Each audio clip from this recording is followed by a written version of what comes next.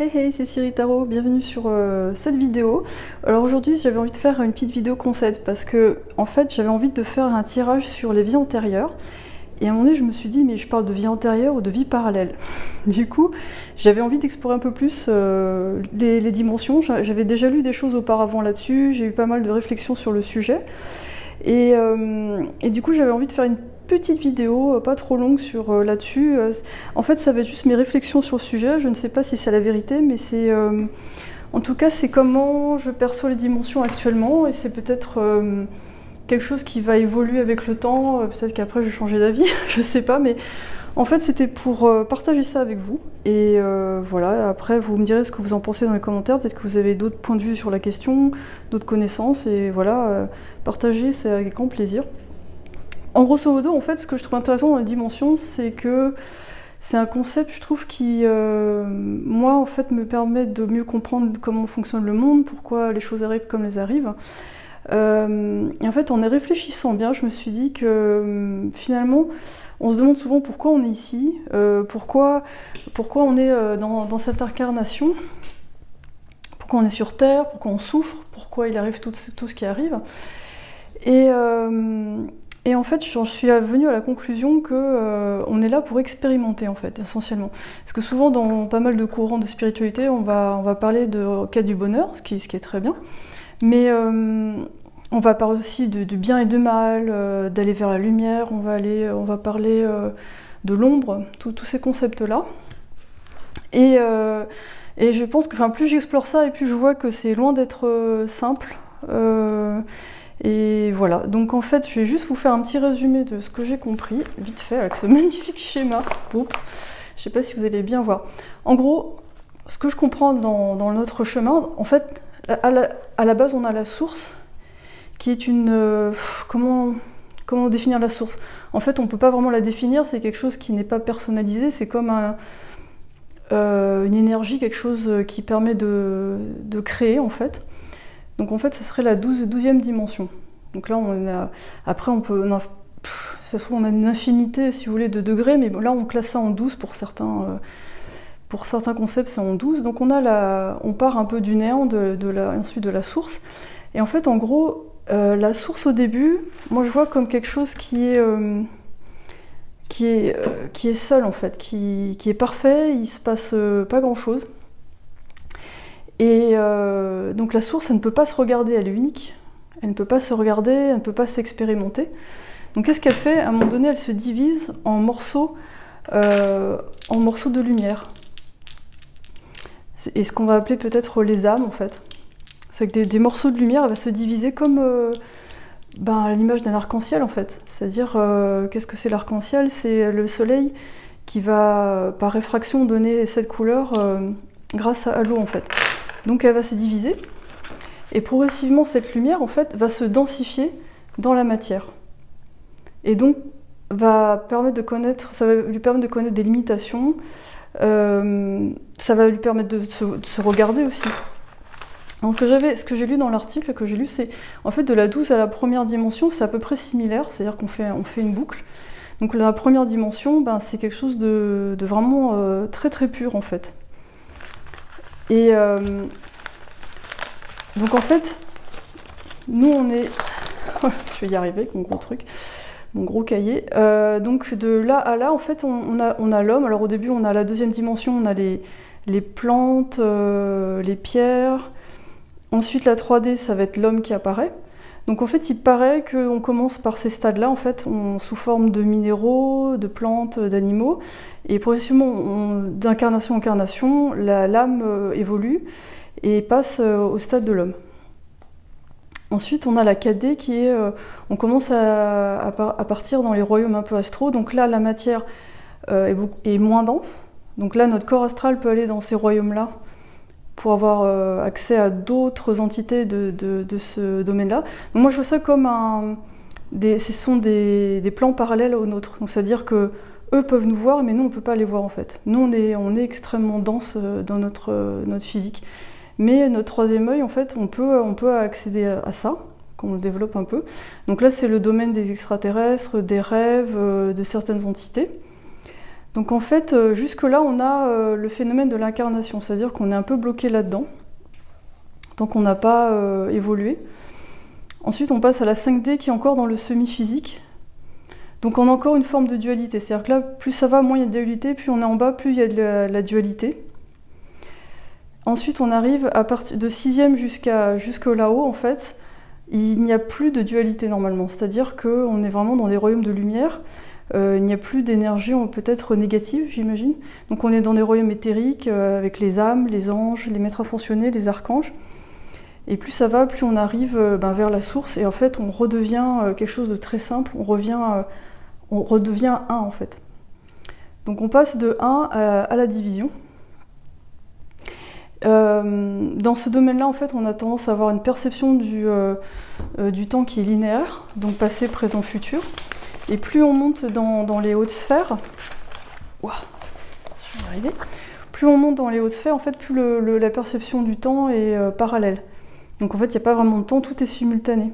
Et là aussi, en fait, on est dans le domaine où des formes pensées, c'est-à-dire que tout ce que vous pensez se manifeste. Donc en fait, quand on est dans ce domaine-là, tout est très dense, compliqué. Il y a plus de libre arbitre, parce que là, en fait, vous avez le choix. Vous avez le choix d'utiliser votre énergie positive ou négative pour faire des choses. Et plus on monte, si vous êtes dans le domaine des anges, il n'y a plus de libre arbitre. C'est-à-dire que vous êtes vraiment de la lumière, vous êtes positif, donc vous êtes au service d'eux. D'après ce que j'ai compris. Donc quand on descend, on va vers la dualité, la différenciation, la densité, la complexité. Et quand on monte, on va vers l'intégration, l'expansion, la légèreté, la simplicité. On redevient 1 en fait. On se reconnecte, on se ressent connecté au tout. Donc en fait, moi dans mes réflexions par rapport à ça, je m'étais dit c'est assez logique parce que imaginez, vous avez juste ça, c'est la perfection. Mais du coup, c'est la perfection où il ne se passe rien en fait. C'est parfait. Mais en fait, si vous prenez une deuxième force, là, il peut y avoir une interaction. C'est-à-dire que la source incarnée peut se voir, peut interagir. Et souvent, on parle de... Moi, ce qui me gêne souvent, c'est qu'on parle de méchants, gentils, tout ça. Bon, c'est vrai que pour notre réalité, c'est plus facile de procéder comme ça, mais en fin de compte, c'est plus, je pense, des polarités qui permettent de générer un mouvement.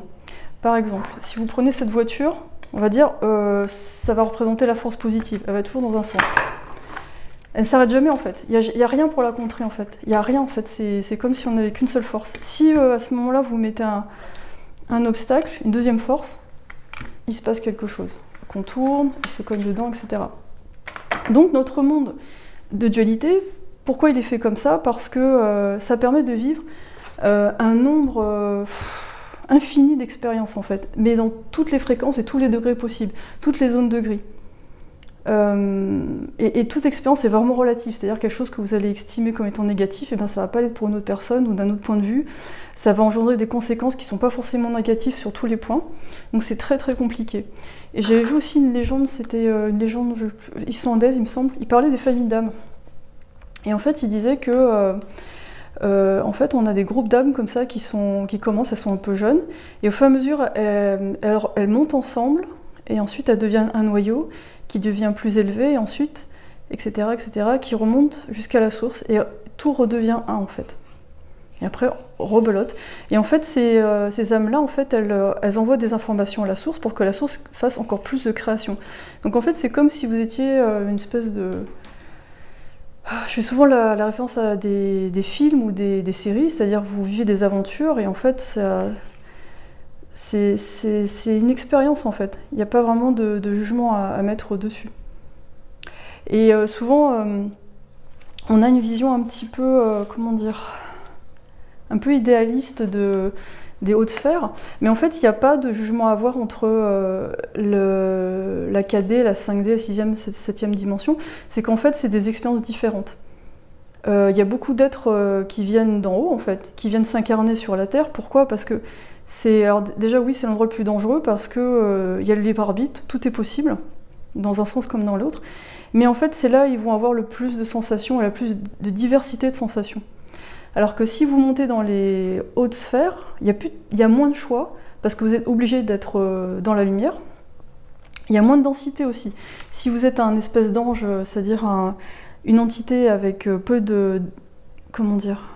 C'est pas possible de toucher, en fait. Moi, je vois ça comme de l'énergie pure, en fait.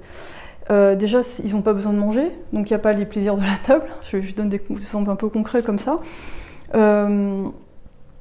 Il n'y a pas d'interaction, je pense qu'il n'y a même plus de sexe en fait, c'est-à-dire qu'on part souvent du fait que les anges n'ont pas de sexe, c'est-à-dire qu'on arrive à une...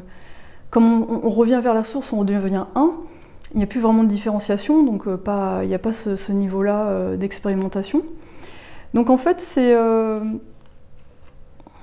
voilà, je trouve ça intéressant les dimensions parce que je trouve que c'est une autre façon de voir les choses, c'est-à-dire c'est juste la source qui s'expérimente à l'infini. Et donc nous, ce qu'on fait là, c'est pour l'instant, nous, on est sur Terre et puis on expérimente les choses. Et la seule, de toute façon, même quand on parle de l'ombre, etc., l'ombre, elle œuvre pour la lumière parce qu'elle est issue du même endroit. L'ombre, en fait, elle nous pousse à devenir meilleurs et à progresser. Donc quoi qu'il arrive, de toute façon, on va monter, en fait. Au rythme dont on a besoin, mais on va monter, en fait. Donc il n'y a pas de... En soi, il n'y a rien de vraiment dramatique, c'est plus des expériences en fait. Qu'est-ce que j'avais d'autre à vous dire par rapport à ça?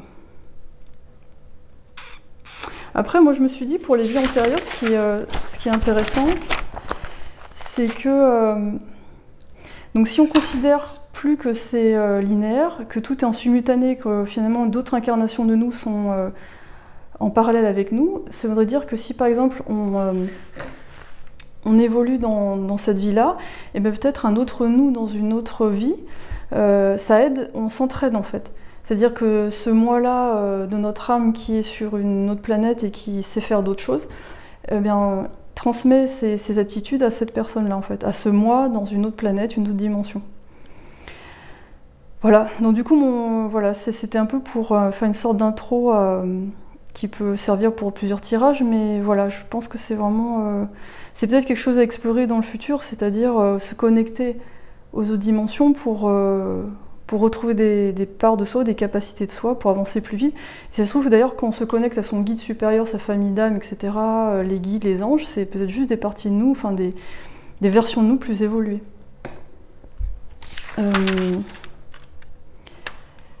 Bon, ça que j'ai tout dit... Donc en fait, quand on parle du chemin de lumière et qu'on dit, par exemple, enfin, j'ai l'impression que il y a une espèce d'angélisme en fait, c'est-à-dire oui, il faut être toujours dans la lumière, ça. Mais je pense que c'est pas possible parce que on est obligé de s'adapter à la réalité. On peut pas toujours dire oui, on peut pas toujours dire non, on peut pas être toujours dans l'ombre, on peut pas toujours être dans la lumière. On est dualité en fait. On est à la fois ange et démon. D'ailleurs, démon en grec, il me semble, ça veut dire divinité. Donc à la base, c'est pas un terme négatif en fait.